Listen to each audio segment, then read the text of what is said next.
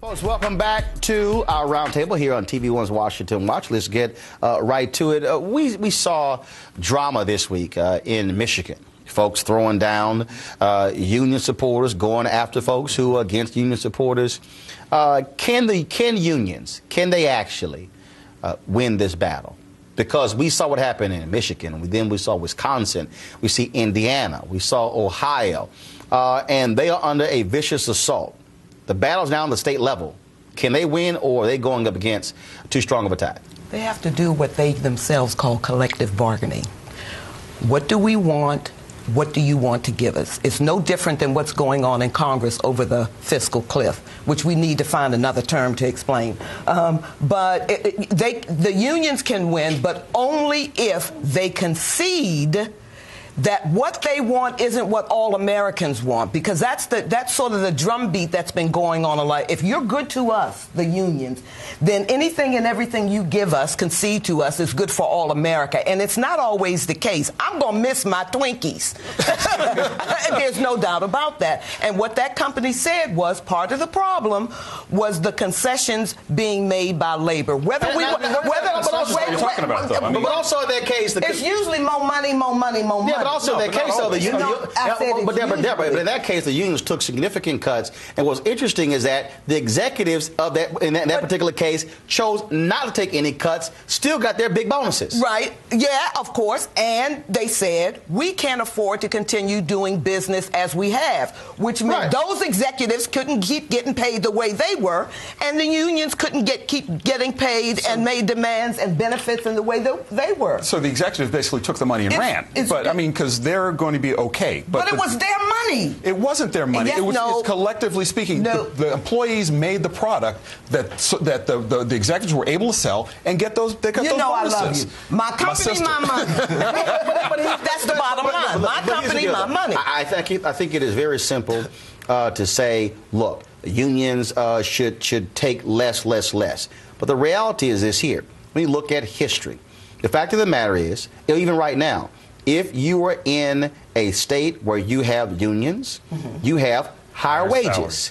You look at the places where you don't, you have lower salaries. And what these companies are saying is, we want to go low, and let's just be honest, none of these companies want to have to pay workers more. No. They simply don't want to.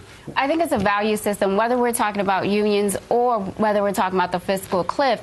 It's the difference between what's important to everyday Americans who are struggling, and these are ultimately also consumers. You know, so this question of if you're the consumers, folks who own homes, who have children who go to college, people who are trying to earn a living as well. Right, and so supporting those individuals also supports the bottom line. And I think there's this imbalance between helping the folks, you know, who are at the bottom and the folks that make money. And we really got to figure out that until both are getting their needs met, ultimately America loses. But it's time for the unions to rebrand themselves too. I think if you look at, because a lot of the conversation now is, given the economic times, what model can we continue to use? We can't use the model that we're currently using. So it's time for the unions to rebrand themselves. It's also time for the unions to spend the money that they get from the dues to help upskill their workers. If you look at a number of those cases where you've got people who have been laid off from these jobs, making seats they can no longer make seats,